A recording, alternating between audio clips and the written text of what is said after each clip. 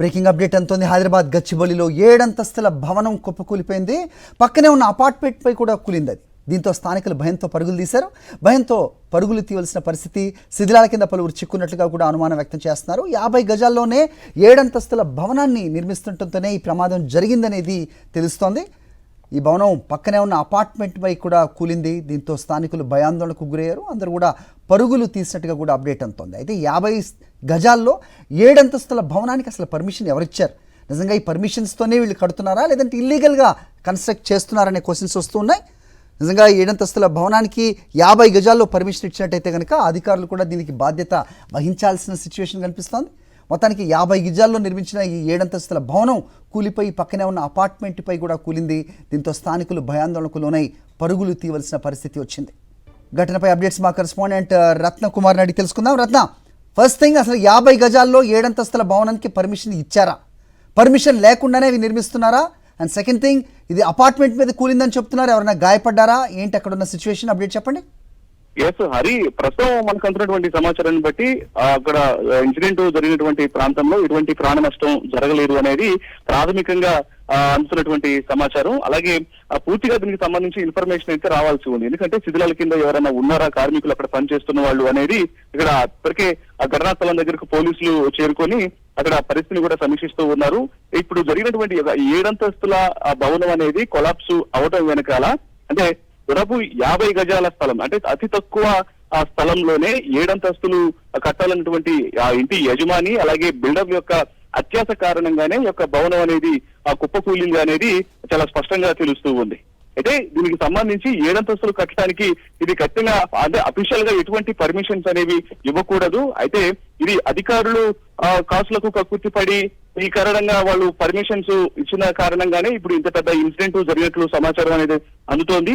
ఇక ఇన్సిడెంట్ 7 అంతస్తుల భవనం అనేది ఒకసారిగా కుప్పకూలగానే ఆ ప్రాంతాల్లో ఉన్నటువంటి వాళ్ళందరూ కూడా అక్కడ నుంచి పరుగులు తీసినటువంటి పరిస్థితి. మరోవైపు ఆ శిథిలాలన్నీ కూడా పక్కన ఆ డెబ్రిస్ మొత్తం పక్కనే ఉన్నటువంటి భవనాల మీద పడటంతో పక్కనే ఉన్నటువంటి నిర్మాణాలు సైతం పాక్షికంగా దెబ్బతిన్నాయి. ప్రస్తుతం అక్కడకు డిఆర్ఎఫ్ సిబ్బంది, మరోవైపున స్థానికంగా ఉన్నటువంటి పోలీసులు చేరుకుని పరిస్థితిని కొత్త అదుపులోకి తీసుకొచ్చేటువంటి ప్రయత్నం చేస్తున్నారు.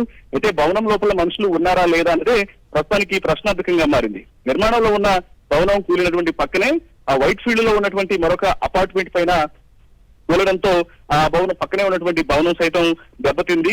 మరో పక్కనే ఉన్నటువంటి హాస్టల్లోని అంటే పక్కనే అంటే ఆ పరిసర ప్రాంతాల్లో కూడా అందరూ స్టూడెంట్స్ హాస్టల్స్ అనేవి ఉంటాయి. హాస్టల్ సైతం కొంత దెబ్బతినడంతో లోపల ఉన్నటువంటి హాస్టల్లో ఉన్నటువంటి పీజీలో ఉన్నటువంటి విద్యార్థులను కూడా అందరూ అక్కడి నుంచి పరుగులు తీసినటువంటి పరిస్థితి అనేది కనిపిస్తోంది.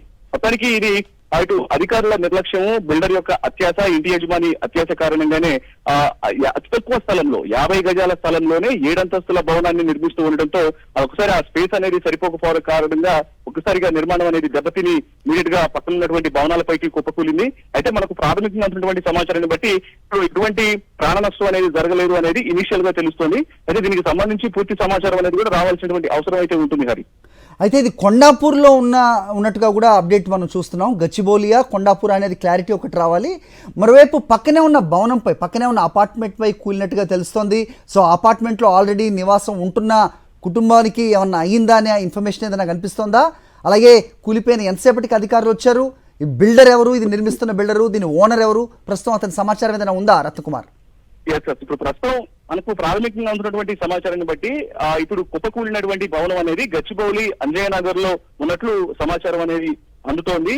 అయితే ఆ పక్కనున్నటువంటి భవనాలకు సంబంధించి స్థానికంగా భవనాల పైన ఈ కుప్పకూలినటువంటి నిర్మాణానికి సంబంధించినటువంటి ఆ డెబ్రీస్ అన్ని కూడా పడటంతో కొంతమందికి గాయాలైనట్లు కూడా తెలుస్తుంది. ఎందుకంటే పక్కన ఉన్నటువంటి హాస్టల్ పైన కావచ్చు, మరొక అపార్ట్మెంట్ పైన పడటంతో అక్కడ స్థానికంగా ఉన్న వాళ్ళందరూ అక్కడ నుంచి ఆ పరుగులు తీశారు భయంతో ఒక్కసారిగా.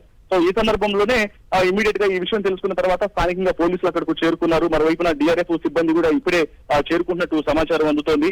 అయితే ప్రాణ నష్టం జరిగిందా లేదా అనేది ఇప్పుడు ఈ శిథిలాల మొత్తాన్ని కూడా బయట తీసిన తర్వాత పూర్తి సమాచారం అనేది తెలుస్తూ ఉంది. కాబట్టి అనంతరం దీని మీద ఒక స్పష్టత వచ్చేటువంటి అవకాశాలు అయితే కనిపిస్తూ ఉన్నాయి. ఇక ఇనీషియల్ గా మాత్రం ఇది ఖచ్చితంగా అధికారుల నిర్లక్ష్యం కారణంగా అంటే పర్మిషన్ ఇవ్వటంలో కావచ్చు, అసలు 7 అంతస్తుల భవనాన్ని 50 గజాల స్థలంలో అంటే ఒక G+1 నిర్మించుకోవడానికి కూడా అతి కష్టంగా ఉన్నటువంటి ప్రాంతంలో G+6 అంటే 7 అంతస్తుల వరకు కూడా నిర్మిస్తున్నారు అంటే ఇది ఖచ్చితంగా కాసులకు కక్కుర్తి పడినటువంటి అధికారులు దీని వెనకాల ఉన్నారనేటువంటి అనుమానాలు తలెత్తూ ఉన్నాయి. మరోవైపున బిల్డర్ కు ఉన్నటువంటి అత్యాశ కావచ్చు, ఇంటి యజమాని అత్యాశ కారణంగానే ఇప్పుడు ఇంత పెద్ద ప్రమాదం అనేది సంభవించినట్లు కూడా చాలా స్పష్టంగా తెలుస్తూ ఉంది హరి. రైట్. ఈ నిర్మాణంలో ఉన్న ఈ భవనం ఏదైతే కూలిపోయిందో దీని యజమాని ఎవరు, ఏదన్నా ఇన్ఫర్మేషన్ ఉందా? పోలీసులు ఏమైనా చెప్తున్నారా? అధికారులు అసలు అక్కడికి చేరుకున్నారా పోలీసులు? ఇప్పుడు దీనికి సంబంధించి ప్రజెంట్ ఆరా తీస్తూ ఉన్నారు. ఇప్పుడు ఇన్సిడెంట్ జరిగినటువంటి ప్రాంతానికి పోలీసులు చేరుకున్నటువంటి నేపథ్యంలోనే దీని మీద ఇన్వెస్టిగేషన్ స్టార్ట్ చేసిన ఇమీడియట్ గా ఇది స్థానికంగా ఉన్నటువంటి ఒక బిల్డర్ కు సంబంధించి ఇక్కడ ఒక కన్స్ట్రక్షన్ అనేది యజమానికి నిర్మాణం చేస్తున్నట్లు కూడా తెలుస్తోంది. దీనికి సంబంధించి మరికొద్ది సేపట్లోనే పూర్తి వివరాలు తెలిసేటువంటి అవకాశం ఉంటుంది హరి.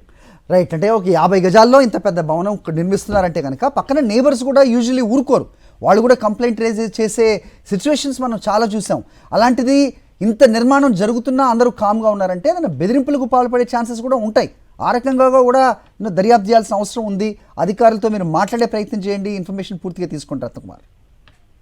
తప్పకుండా హరి.